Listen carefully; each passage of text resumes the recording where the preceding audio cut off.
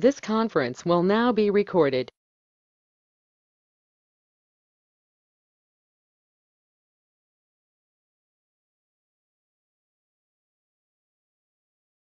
I've lost my audio. Okay, I don't have any. It's back. Okay, all right. Then it's 7 o'clock. Ginny, you're recording now? Okay. If everybody could please mute themselves. And Joan, use *6 to unmute and mute yourself. It's now 7 o'clock. Ginny, can you read the Attorney General's open meeting announcement? Sure. Pursuant to Governor Baker's March 12, 2020 order suspending certain provisions of the open meeting law, General Law, Chapter 30A, Section 18, and the Governor's March 15, 2020 order imposing a strict limitation on the number of people that may gather in one place, this meeting of the Brooks Free Library Board of Trustees is being conducted via remote participation. No in-person attendance by members of the public will be permitted, but every effort has been made to ensure the public can adequately access the proceedings as provided for in the order. Members of the public who would like to join the meeting live may do so using the link on the agenda or the phone number also provided on the agenda. This meeting is being recorded and will be shown on Channel 18 and available on demand on Channel 18's website and on their YouTube page. Okay. I'm Joanne Brown, and I'll be running tonight's meeting. We'll start with a roll call of the trustees who are here. Linda Sabula. Present. Bill Kroll. Present. Joan McCarty.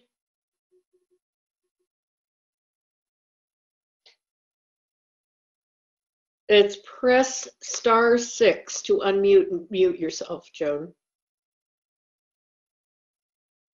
I'm here. Okay, thank you. Kathleen Remillard.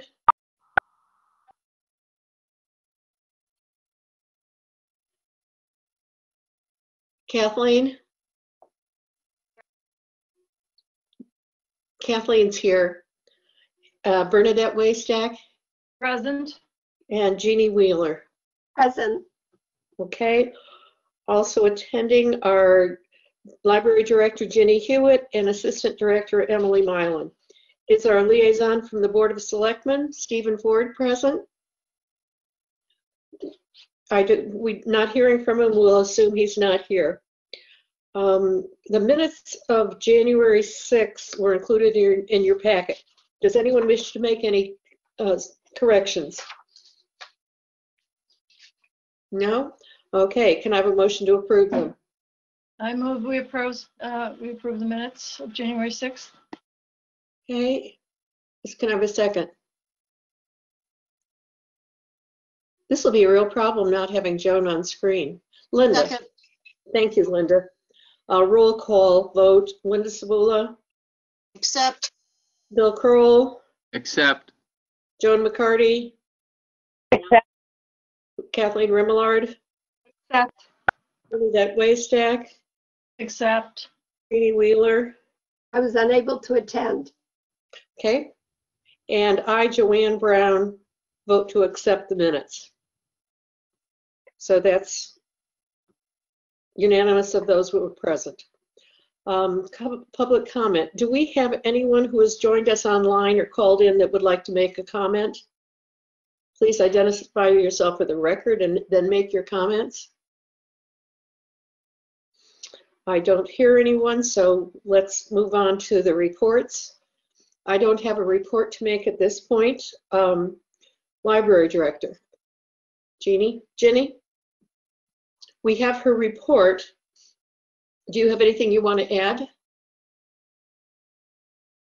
Yes, I have a couple things. Okay. Oops, hang on. So just wanted to mention that we selected Jamie Thornton for the promotion to the vacant staff librarian position.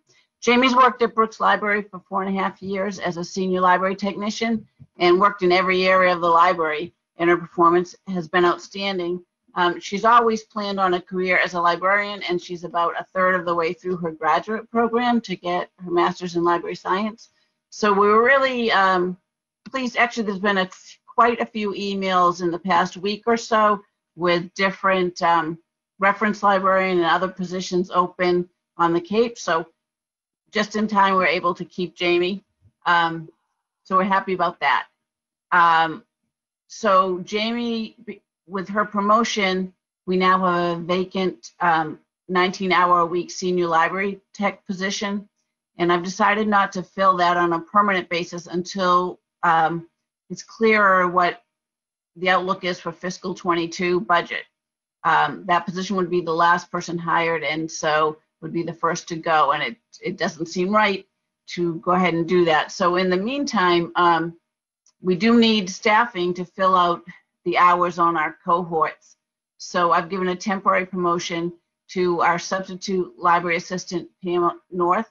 We're really fortunate to have her. She moved here from out of state when she retired as a library director, and she could easily step into any role that we have and do an excellent job. So I was really pleased that she said yes, that she would do this. And let's see, I mentioned in my report, the annual town report, which I put in your packet. I submitted that.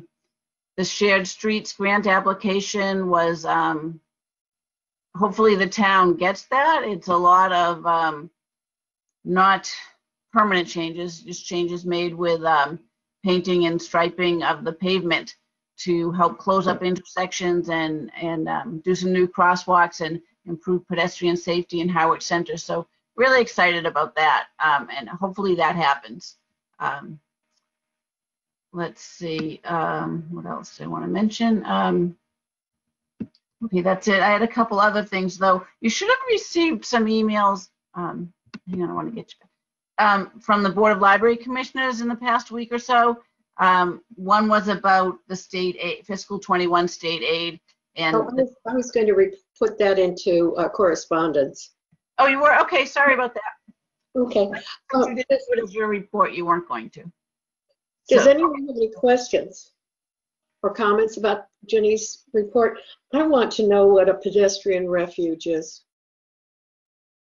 Basically, it's a space, like it can be a raised island, but this will just be a paved part of the pavement, I mean, a striped part of the pavement, so that you have a place when you cross one lane and you're, before you cross all the way across the street, when that traffic hasn't stopped, you have a place where hopefully they're not going to hit you, where you can sit and wait. So that's what that is, yeah. Okay. No one else? Well, Emily Milan had a report. Does anyone have any questions about the report? Is there, Kathleen? Unmute, Kathleen.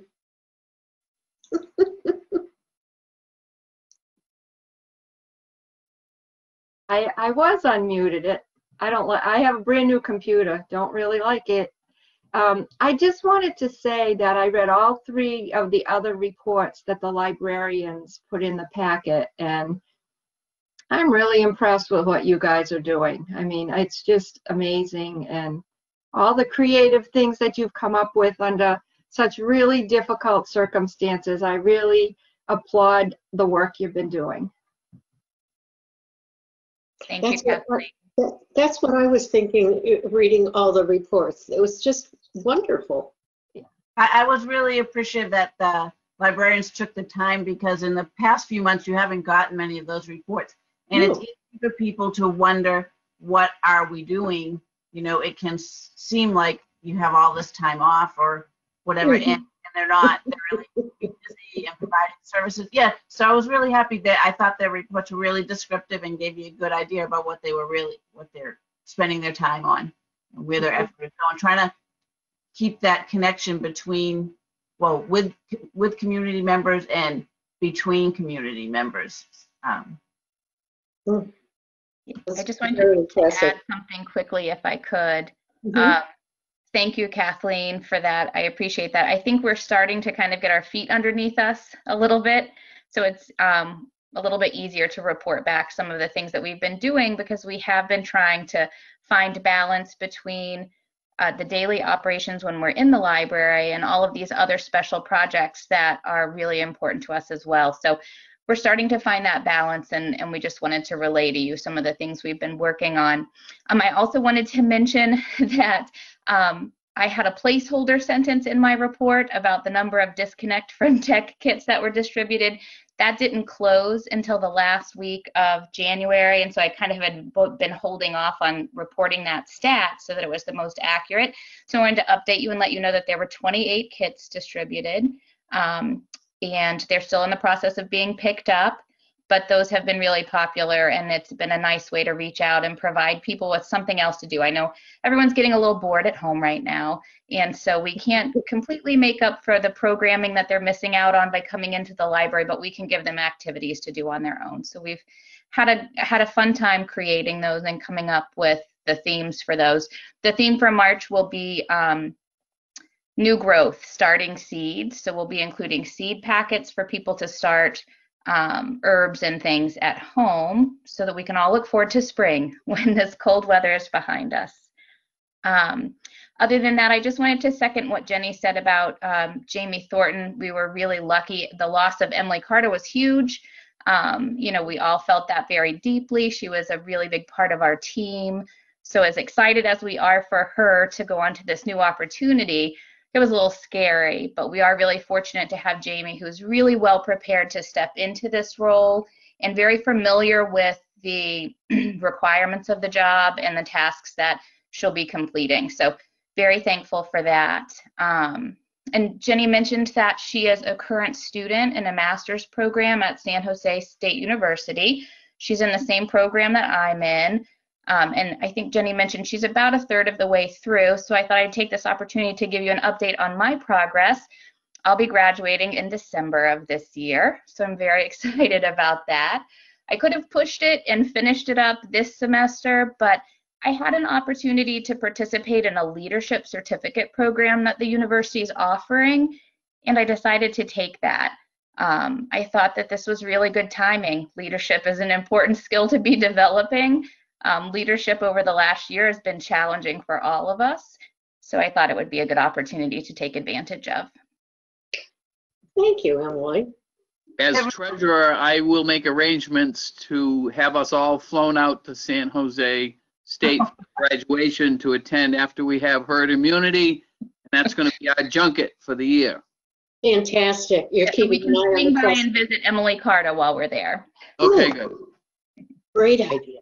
That reminded me, what Jamie Thornton is taking this semester is a course on public libraries and emerging technology, so it's perfect for her new job. Great. Joan? Did you want to contribute something, Joan? I'm sorry? Did you want to contribute something? Oh, no, I was telling Bill I was ready to go. Oh. We all are. Sorry.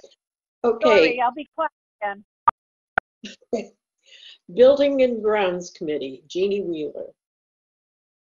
Well, the only thing I have to comment on is the lights on the west half of the first floor and the children's stacks weren't working over the past couple of weeks. Shauna looked at it and found it was a toggle switch at the panel by the circulation desk. The parts have been ordered, but it still makes it dark in there, especially on the cloudy days. So thank heavens the library's not open right now. Good timing. It is. Joanne? Yeah. I have one other thing. Jenny has something.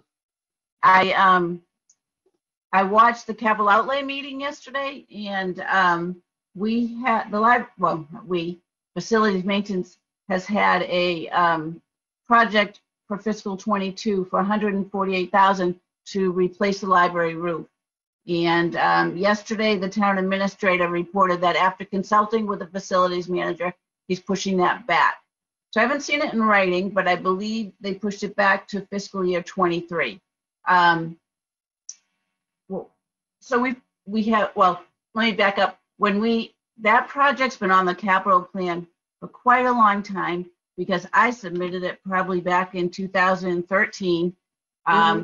When I saw something in the files that said the shingles were 20-year shingles and the renovation expansion project was completed in 98. So I think I put it on for 2018 then. But once we got Sean on board, he said, you know, that life of the shingles thing, that's not a, like, it doesn't, they don't necessarily need to be replaced then. So he evaluated it and he pushed it back some. And I think it's been pushed back again. You know, he's up on the roof a lot. He checks the condition. I totally trust his opinion. It's not that we haven't had any leaks. We tend to get some in a couple areas, you know, how it's hard to track down where an individual leak is coming from if there's a problem with flashing or whatever. But there's no systematic problems. There's no failure of the shingles or the roof.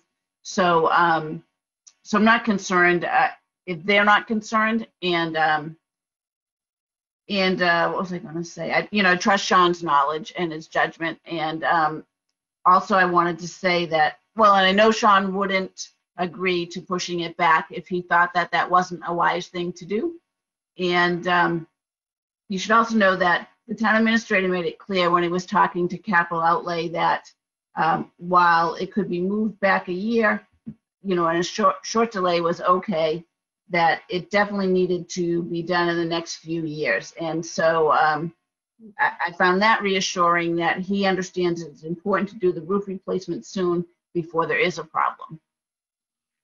So we have, I think I just say the reason it didn't come, you know, it didn't come to the trustees for your vote, or even, you know, I wasn't consulted about it, and that's because it's really not our area anymore now that there's central facilities maintenance. You know, obviously if like things were being ignored or you know, we had projects that weren't even on their radar to get done, things that needed to be fixed on the building, then you could pressure, you know, the town officials to you know, prioritize that project or whatever. But that's not the case.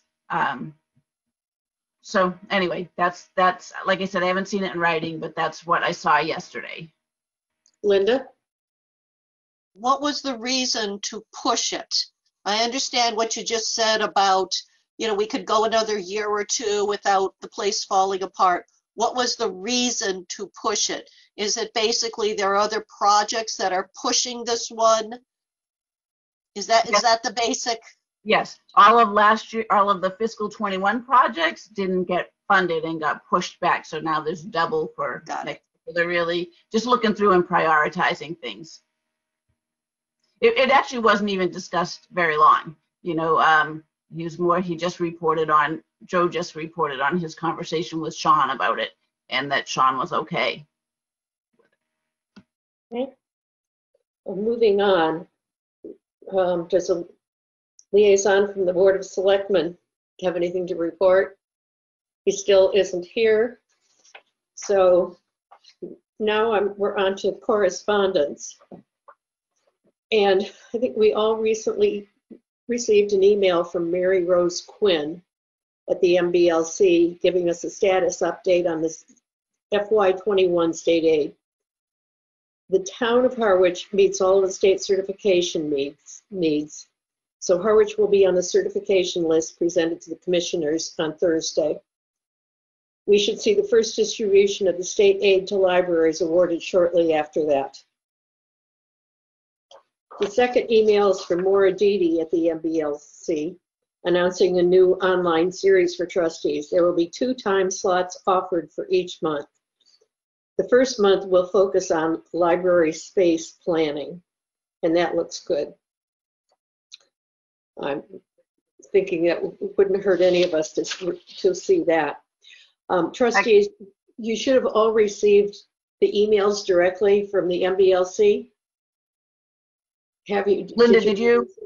And Bernadette, I was concerned because the MBLC website, they recently updated something and asked us to verify it. And when I looked at it, they didn't, I don't think yours were on. This was a couple of weeks ago. So perhaps you just started receiving them. I don't know, but Yeah. you're getting them now. I So got a that's ton of them all at once. Yeah. Mm-hmm. okay. Well, that's why then. Mm-hmm. And the fact that we don't have to travel for these makes them a little bit more appealing. Okay, so everyone I've received signed up that. for the space planning, and I think Jeannie has as well. Well, I think I will sign up for that. Old business, an update on library operations during COVID. I think we got a lot of Already talked. One thing I wanted to just mention that was somewhat in Jennifer's report, but things have happened since then about the COVID vaccine. You all know how chaotic it's been with the whole rollout. Well, the announcement that it was available when it was not available yet, and that people have to schedule it online. So anyway, we naturally all of our staff members have been upset because normally we help people with this kind of thing with the internet, and so we're all really concerned. And Jennifer's met with Emily Mitchell at the COA, and then today we had a meeting, about an hour and a half meeting, talking about it. And so I don't have anything to announce because things are still evolving, but we're trying to work on. We definitely have staff support that we can provide to. We'd both like to see a central town site set up, one town number, so that residents have one place to call. And there's some technical challenges. They're not on the town's ShoreTel phone system. And but anyway, Emily talked about how last week, for most of last week, you couldn't get a call through to the COA for the regular business. That's why, we're hoping that the town could dedicate another town phone number. And, with a crew of people, we can take messages and then have various people in different sites can call back. But anyway, we're working on that. None of this is going to happen fast because there's just not the vaccine available, and they're constantly changing the sign-up methods, or there's supposed to be a phone number soon. But I imagine that, like everything else, when something gets set up, a big regional or statewide service with one phone number, you can't get through. And so I still think there could be a local role here that we could play, and we definitely have the staff and we have the interest. The other thing is there's been a statewide effort to have librarians moved up into phase 2, like the end of phase 2, along with retail workers and other public contact professions. Not sure if that will be successful, but we really can't fully reopen until we have that. And so part of that is in helping the community life return to normal, or more of a semblance of normal. That's important. So we'll see what I haven't heard anything, but I would hope that as vaccines become more available, eventually there will be some town clinics run, or the county will run them in Howard. Anyway, and the other thing that just related to that, I wanted to mention that I began more in-depth discussions with a youth services librarian last week, because we've been talking about it all along, but now we really need to start planning how we're going to resume in-person programming for children and families in the summer. And what will that look like? I don't see us having the 75-person magic shows anymore, next summer. But can we do story time? Can we do it outside? Maybe we need to reserve the park for 1 or 2 mornings a week, and do it outside if the weather's good, and not do it inside, because we get big crowds in the summer, even for story time. So it'd be an outside only. So we're looking at all of those things. Anyway, that's it on that. Just thought I'd mention that. And also, I think Jennifer covered in her report about the problems with tax forms. That's the other big issue this spring, trying to provide that assistance to people. Do you have an update on the budget other than what you put in your report? I do not, and it gets presented next Monday. So I assume we would have some information when the packet comes out on Friday. But I don't believe that they have had meetings with any departments about the budgets. And there is a $1 million deficit in the operating budget right now. So we'll have to stay tuned. I still planning to meet on the 27th with the finance committee and the selectmen, and I haven't heard anything about how the mechanics of that will work with the online meetings, but I will send that out to you as soon as I know. Okay. Do we have any monetary donations this month? So we do that. Oh, okay. Well, that pretty much concludes our business tonight. I would like to poll the trustees to see if you have any reports or comments, feedback from yourself or community members about anything we haven't discussed. And are there any issues you'd like on the agenda or to receive a report about at our next meeting? Oh, no. I want to ask Bernadette first. Nope. You don't? Okay. Bill Kroll. I want to mix it up here.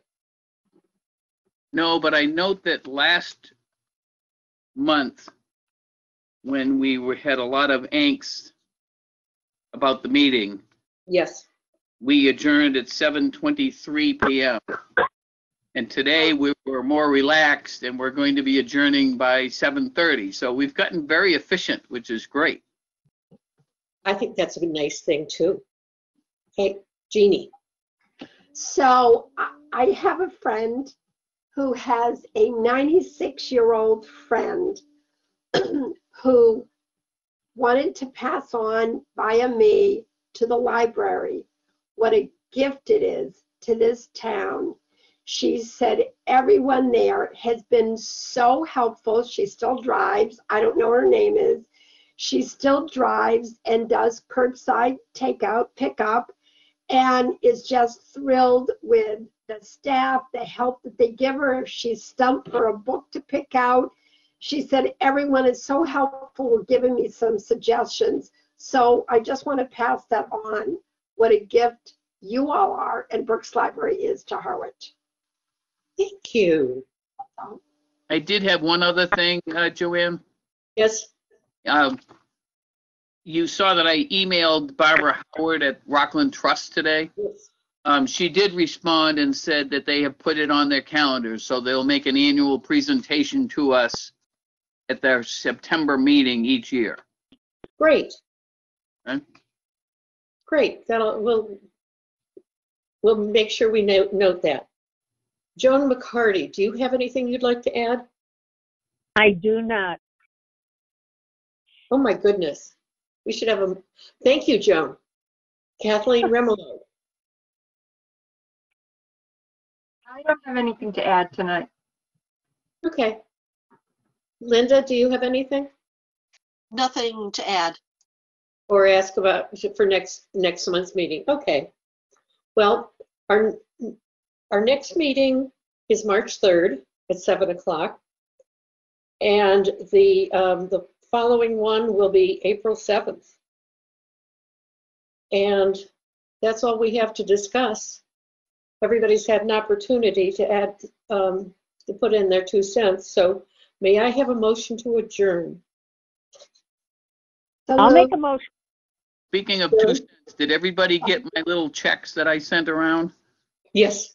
With Square, so I can still be a member of the board? Yes, you can. Okay, good. And I move to adjourn.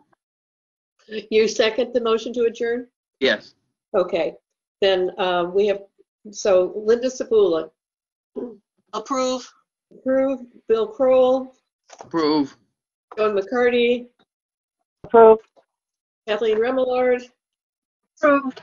Bernadette Wastack. Approve. And Jeannie Wheeler. Approve. Okay, and I approve too. So this is not quite record setting, but it's 7:31. So thank you all. And you may now stop recording. Unfortunately,